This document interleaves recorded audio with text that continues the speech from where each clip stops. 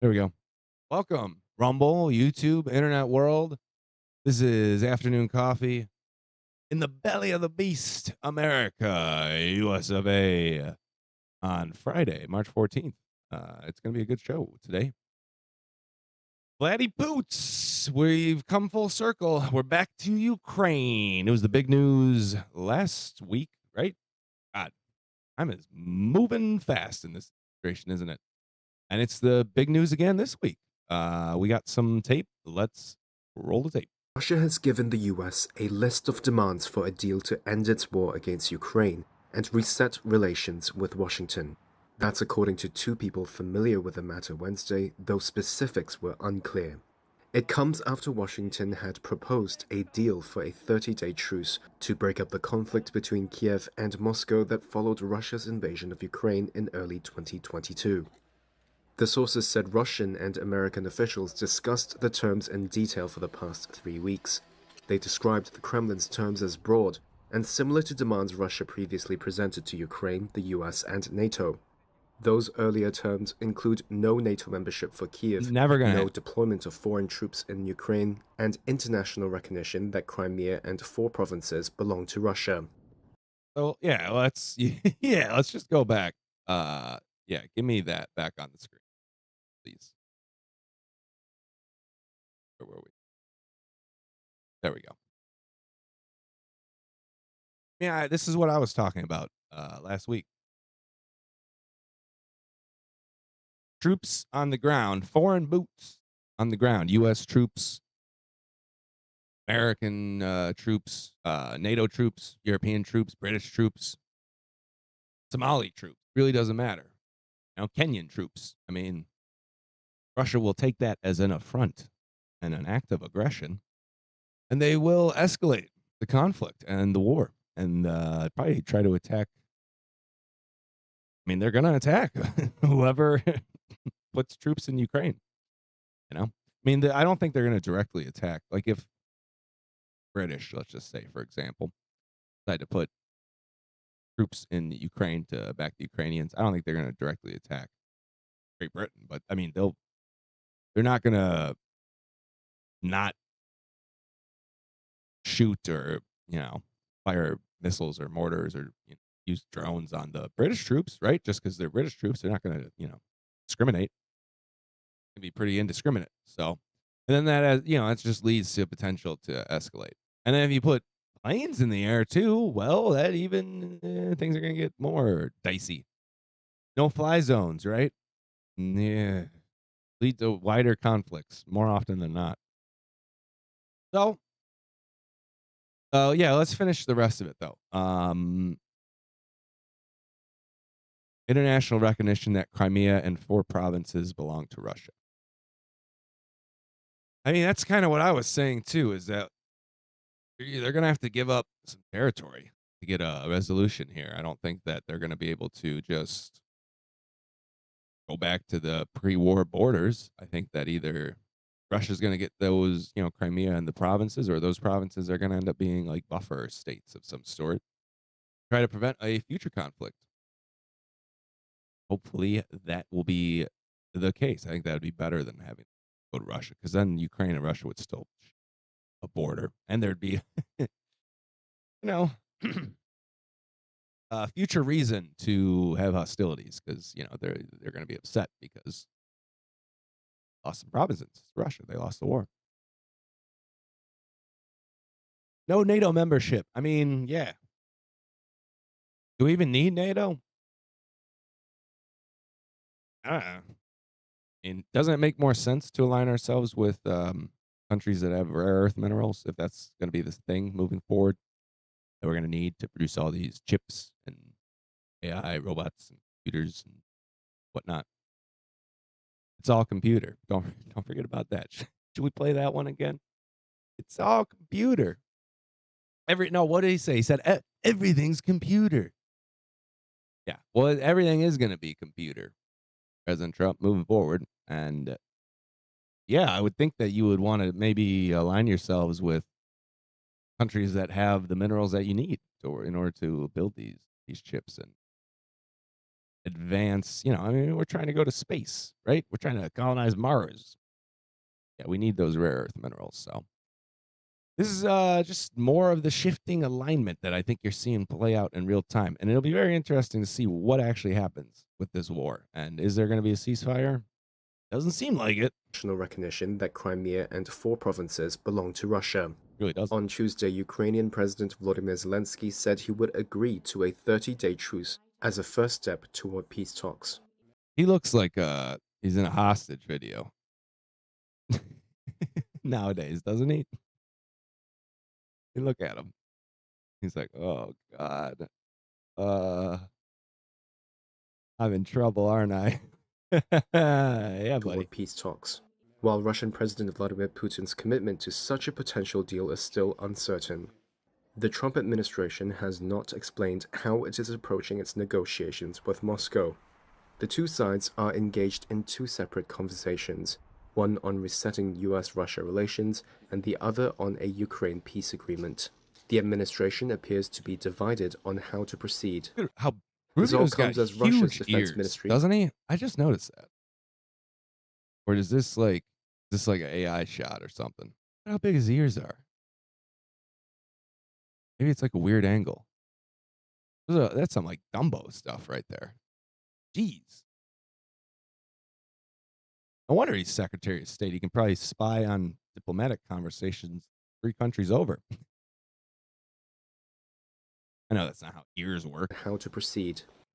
This all comes as Russia's defense ministry claims to have retaken territory held by Ukraine troops in Kursk in western Russia. Ukraine says its soldiers will keep operating in Kursk as long as needed and says Jeez, it's is that held what by Ukraine Ukraine looks troops like in now? Kursk Wow. in western Russia. Ukraine Yikes. I mean, that's like what, Syria basically? Gaza, what, Chechnya, Bronsky, yeah, right. Libya, Baghdad. I could just go down the list for a while. But we'll move on. I mean, we'll see what happens. Personally, I don't know. Trump really wants the ceasefire. I mean, I think he wants that Nobel Peace Prize. Why should Obama get one, but I don't? And honestly, I mean, Trump's been much more of a maker than like President Obama was. I mean, President Obama started several wars under his administration and continued other ones. Trump at least he tried to end like the Afghanistan war when he was when his Trump won part one. So I think that he wants to be a peacemaker, right? He wants to do something historic. I think this time around, he either wants to fix our economy, make us a new golden age, like he said, right in the inauguration speech, or he wants to get like this big peace deal with Ukraine. Maybe both. Why not both? I think that'd be fun. Why not? But is he a peacemaker? I don't know. Oh God. What? I don't want to be part of the news. What? Banana Republic? Are we doing this again? We did this already, right? How many times have we invaded Panama at this point? Like 3 times, I think, right? I might have to look that up. Give me 1 second. I just want to confirm. I know it's at least once. Here's once. Yeah, 1989. George H.W. Bush take down Manuel Noriega. In case you weren't alive or forgot. God, we've invaded everywhere, haven't we? At this point. Whoa, we really have. I thought we did it twice though. Or am I wrong? I thought we did it during like Banana Republic days. The Banana Wars. Here we go. The United States conducted military interventions in Cuba, Panama, Honduras, Nicaragua, Mexico, Haiti, and the Dominican Republic. So there you go. The Panama Canal was used as a major justification of these interventions. Panama seceded. Oh, okay. So we helped Panama secede from Colombia, the Republic of Colombia. So I don't think we actually invaded. Well, I mean, we invaded a bunch of other places to keep the bananas flowing. American fruit companies. I think it's just showing just cause. The looks of it, which was HW. Yeah, I mean, we did it once. I mean, we can freaking do it again. Yeah, if we really want to, doesn't really doesn't really matter. U.S. involvement. Here we go. Thousand Days War. Because this also has to do with the construction of the Panama Canal too. Oh, Buena Varilla arranged for the Panama City Fire Department to stage a revolution against Colombia. So, it sounds like we did a little cooey coo cuckoo, huh? Yup. Well, we are known for doing that. Yeah, and then we built the canal after the independence. Yeah, I mean this has been controversial for a while. You know? Yeah, and then good old Manuel Noriega came to be. And who is Manuel Noriega? Well, he was a CIA agent turned president of Panama and a notorious drug trafficker. He was working with the Medellin cartels and the Colombian cartels during the 80s to traffic cocaine into America. And he was a CIA agent. Look it up. True. I'm making this up. Well, I mean, I'll look it up. Sure. Great show. Narcos touches on this a little bit about how he was CIA. The Central Intelligence Agency placed him on its payroll in 1971. He was a paid informant. He was given contingency funds as high as $100,000 some years. I mean, I believe he was selling information on the cartels, but I mean, we liked. There were. It's known that there were elements of the CIA, rogue elements of the CIA, that were working with the cartels in the 80s to traffic drugs, and it's a known thing. He was a fun guy, a real fun guy. Loved trafficking coke and killing political dissidents. But we're heading back. We're doing a part three, part two, part three, part four. Hard to keep track at this point. We coup so much and do so many frickin' wars. Now, are they actually going to invade Panama like tomorrow? No. I think he asked the military to draft up give me some ideas how to do this. We got a country that's doing something that we don't like, and we want to stop that. And so, obviously, for one on that list is, well, we could just invade them. And I'm sure the conversation probably goes, okay, all right, okay, we could do that, right? Let's talk about some other options first, though. And the guy from the military is standing up, right? He's got his little PowerPoint behind him. All right, fine. But are you sure? I mean, we could just invade them. And then, Trump and the Joint Chiefs of Staff are like, well, again, can we hear some other options? We get that you guys are really gung ho about just invading people, but it's 2025. Maybe there will be a diplomatic solution. Maybe we can give them some Bitcoin for the canal. I don't know. Maybe Doge will scrounge up some money that we can give Panama for the canal. Possibly. I don't know. I mean, we gave Panama the canal, but And the deal was preferential treatment, right? And I think the big issue is that they're like charging the Chinese less. I'd be pissed about too. I'd also be interested to know, like, do we rely on the Panama Canal at all? Shipping. I would think probably not. Not like a whole lot. Most of our stuff comes from China and through the port of Los Angeles. So it just has to go across the Pacific Ocean. Or it comes from like Thailand. I don't think we're shipping like actual ships, a lot of stuff from Africa. It's kind of an outdated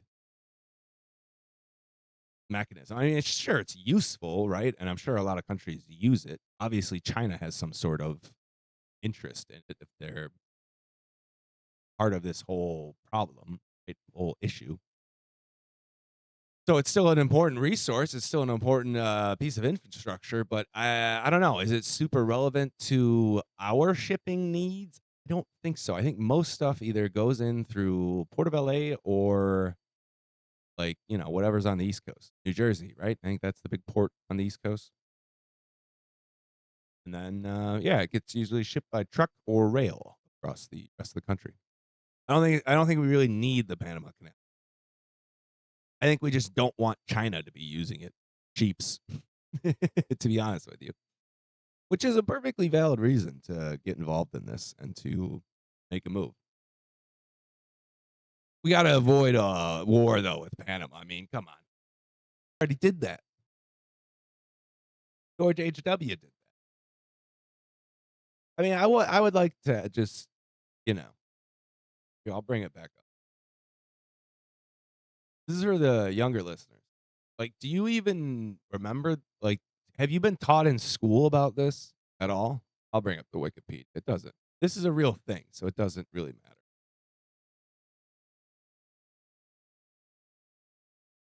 There you go. They don't teach this one in the history books, I don't think, right? How many people did we kill? 2,200. I think that's bullshit. Honestly. Oh, here we go. Yeah, definitely some more people, like 3,000. I would imagine it's probably more.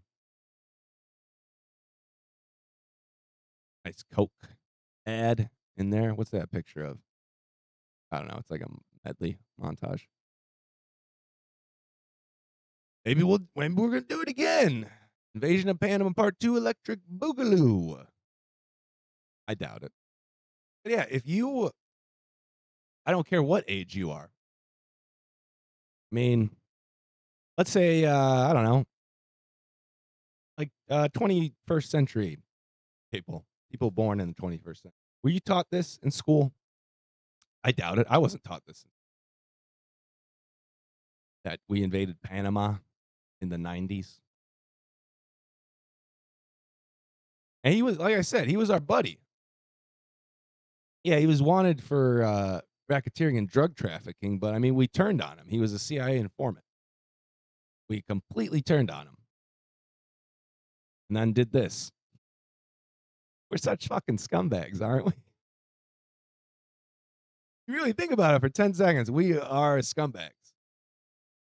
Hey, buddy. Uh, we really appreciated you giving us information for a long time on, the inner workings of the Colombian cartels who you work with directly. But, Nancy Reagan said that drugs are bad. So we kind of got to do something about it. And yeah, we're gonna come in and kill you and depose you. Did they kill him? I don't know. They put him in jail, I think. Yeah, he surrendered to U.S. forces. Oh, they didn't kill him, but they would have if he didn't surrender. You bet your ass they would have killed him. Why wouldn't they have? I mean, we killed Saddam, right? Hung his ass. Yeah, we're swashbucklers, guns for hire.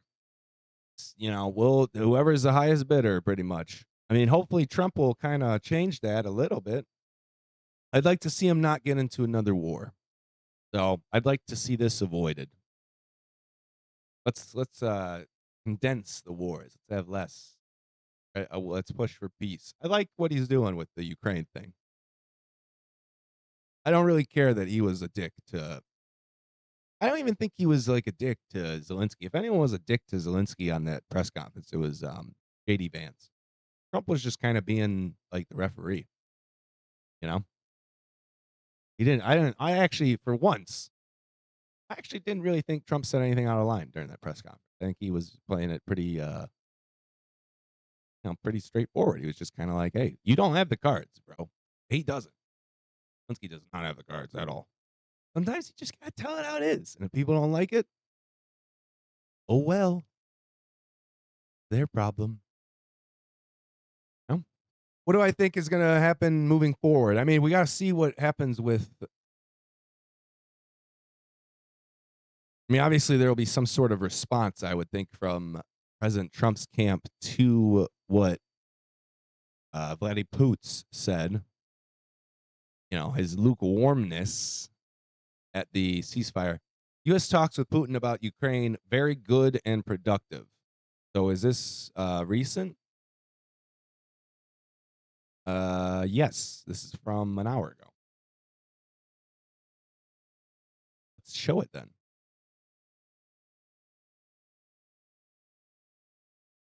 Donald Trump has said the U.S. had very good and productive discussions with Vladdy Poots. Okay, there you go. So maybe we'll have something soon here. And then we can go back to where the hell are the Epstein files? Where's that list? We were a lot of people were looking forward to that, and then all of a sudden we had this press conference brouhaha in the White House, and that story just kind of disappeared. Interesting. You bet your ass I'm gonna be covering that this weekend. It just disappeared. Right? There was supposed to be what 2,000 documents delivered that like Friday morning, and what happened to those? Gone? They get destroyed? They hiding somewhere? Who took them? Does Nancy Pelosi have them? Is she hiding them somewhere? Nancy Pelosi. What are you talking? If anything, they were destroyed a long time ago, or doctored to be, so much that they're unlegible, unreadable. Point. Big black markered up. And the fun part is, it could have been by someone in. It could have been by anyone. Republican, Democrat. Banged in the table there. Sorry. Doesn't really matter. Who? It might have. It could have been a sole individual, someone with access and knowledge. Maybe read some names that they recognized in the list, and they just said, big black, go through that. And the big problem is that if there was any sort of like partisan edit going through the list, you can't just release it, right? Because it'll be very obvious. Only right wing names are on there. Only left wing are on there, right? And that, oh look, the redacted names must be affiliated with whoever isn't redacted, right? You can't just if it is if it is edited and redacted, you can't just pop it out there. You'd have to just redact all the names, and then at that point, what's the point? Maybe that's where they're at. It's just they're having trouble just getting the info out because it's all redacted and edited, and there isn't really any good info there. Maybe. What happens with Gaza after this? Are we gonna do Gaza next if he gets his peace deal done? Or are we gonna get the Trump Gaza hotel? Yeah, I think it's coming. I got news for you. I think it's coming. I don't know. He does want to move them. He does want to move them. There's a lot of people that want to move the Palestinians. I got news for you. Okay, I believe they've been working on Israel and Egypt have some sort of deal that they've been working on for a long time, where they're trying to move the Gazans to the Sinai Peninsula. I think they have some sort of prison camp constructed. This is all super deep, dark, deep, deep forums and YouTube videos. Okay, this is completely unverified. I'm totally speculating. Conspiracy theory nonsense. You completely ignore it. It sounds funny though, like just a giant open air like camp, basically a prison. So what? You just want to take 2 million people and put them in a prison? Like what? What is what is this?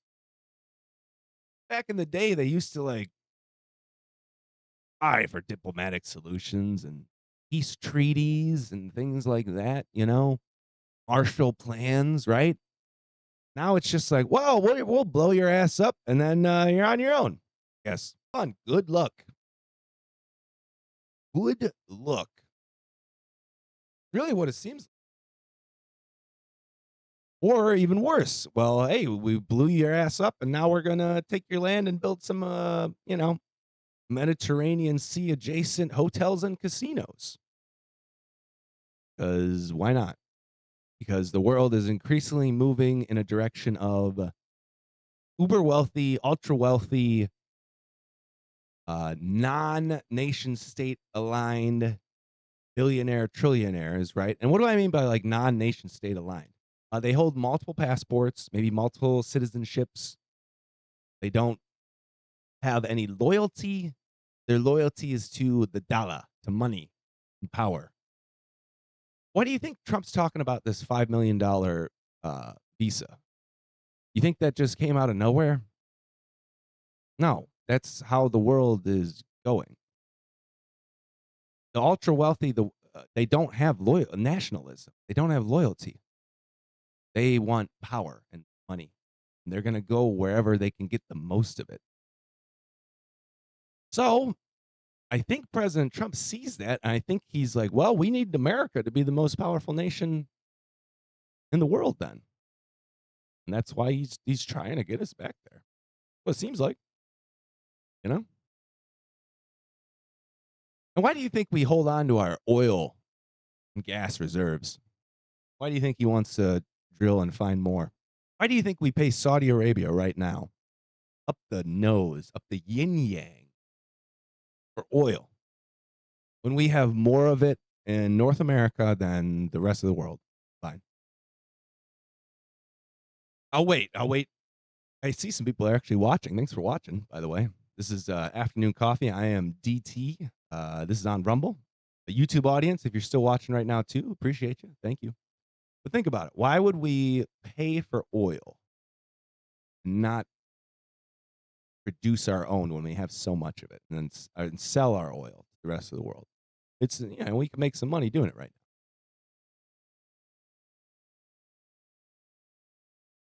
What happens when the rest of the world runs out of oil, but we still have all of this oil? We're going to be able to charge whatever we want. Whatever we want.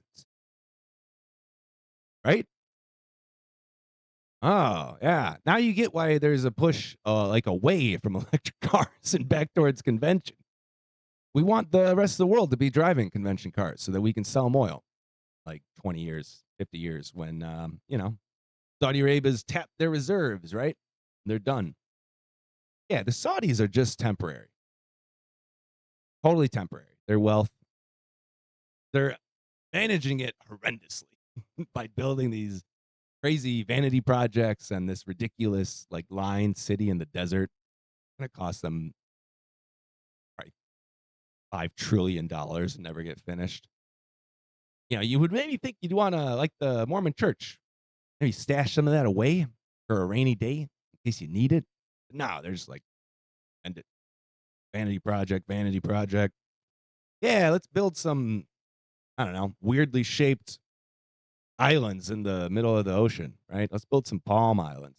No one's even moved on to those. Like, you can buy those still. I don't know how much. Probably a lot. Can we look it up? I don't see why not. They're a lot of money. I think they're millions, like 5 million. Palm Islands for sale, Saudi Arabia. Palm Jumeirah. Oh, they're virtually empty. Okay. They cost 7.4 billion to build. There.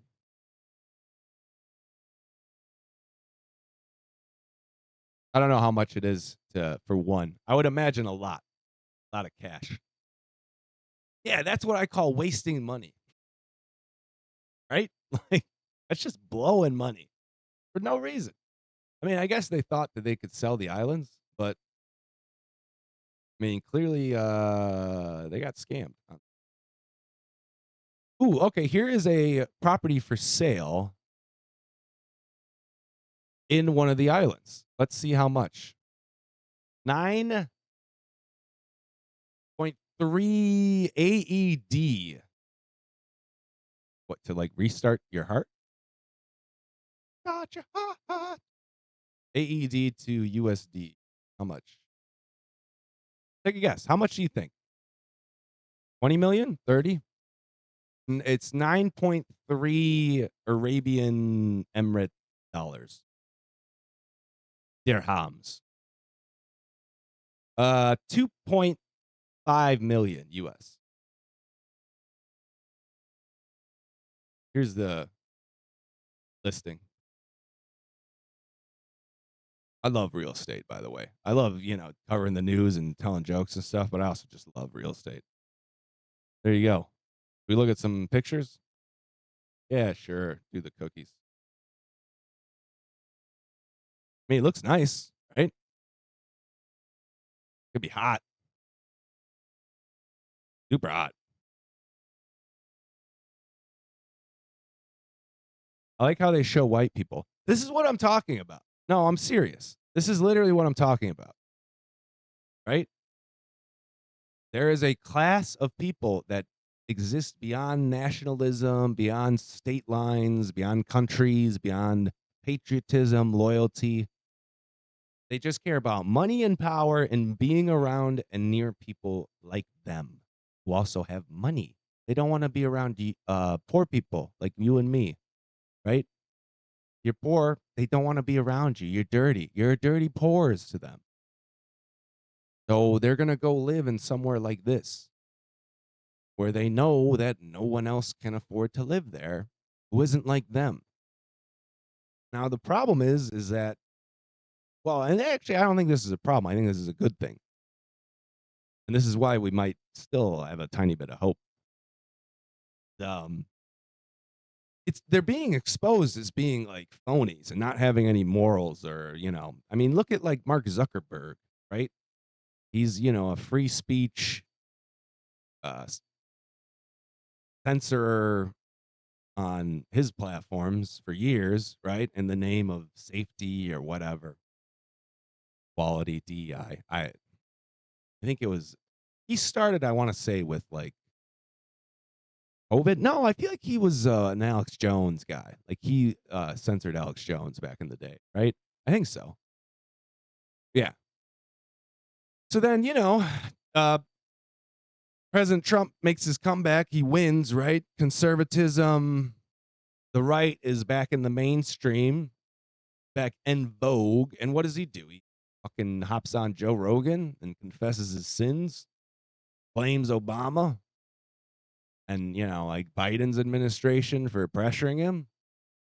Like a little bitch, by the way. Bezos, same thing.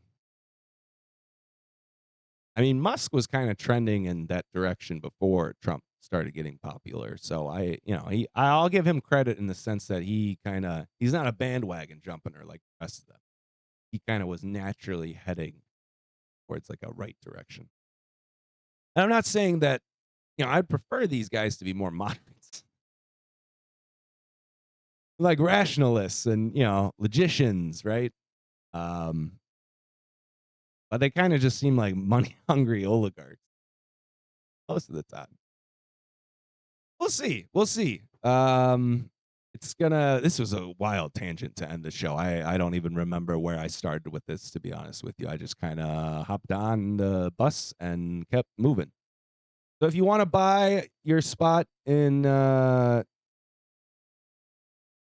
Jumeirah, Serena, Living Tower, Dubai, United Arab Emirates, it's only 2.5er to get you in. It does look absolutely stunning and gorgeous.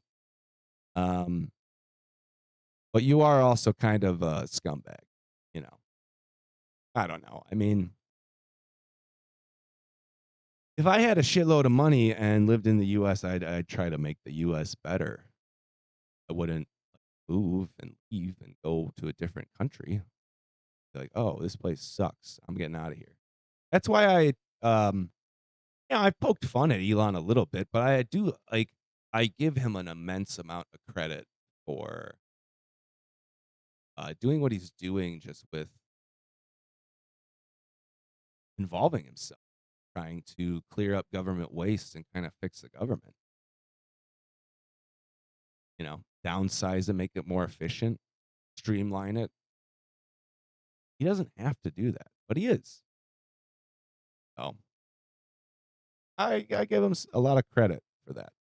I mean, he could just be fucking off in one of these places, I mean, he could buy a whole goddamn island somewhere. He could buy like a whole country. Let's be honest.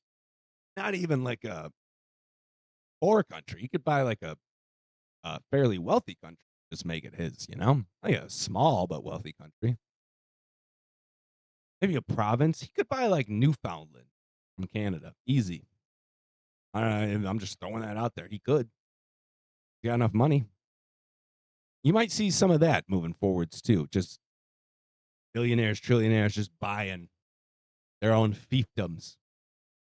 I woke up today with a horrible realization that I really feel like we're heading into a like techno feudalist portion of our lives, and that we're just gonna be serfs. I working in factories, maybe like um, server centers, right?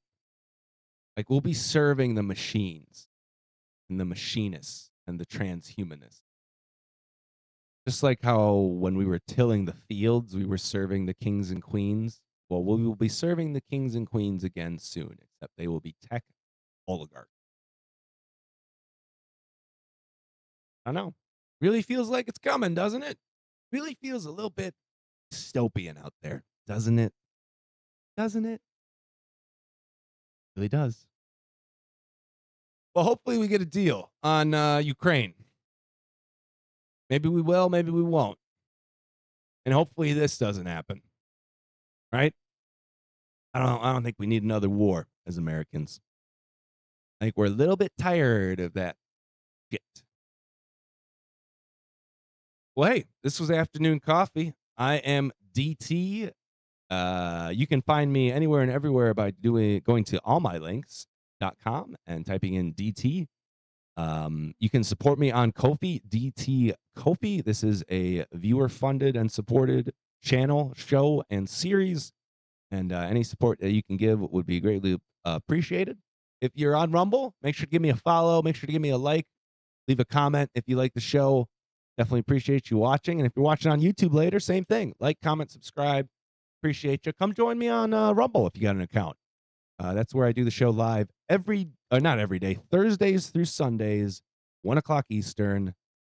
Yeah, I'm gonna keep doing it moving forward. It's gonna be great. It's gonna be a lot of fun. We make fun of the elite, the super wealthy, as we should, and try to just bring them down a peg. But then, I try to be objective. Like, if I see something I like, I'm going to say I like it. If I see something I don't like, I'm going to say I don't like it. And it kind of doesn't matter what politician or who is doing what, left or right. I kind of try to be colorblind in that regard. Just I like to see people for what their actions, not try to carry that baggage, that Trump derangement syndrome. Or what they haven't come up with a good term for like MAGA disease. Not that it's a disease or anything, but I don't know. I'm not as familiar with the left's pejorative terms as I used to be, nor do I want to be honest with you. But I think that's enough for today. That's enough of ramble. This has been afternoon coffee. I am DT. There's Vladdy Poots. Hopefully he doesn't start World War III. There's all the socials if you want to follow me anywhere. Thank you for watching. Love you. Appreciate you, internet world. Thank you. Have a great day. I am out.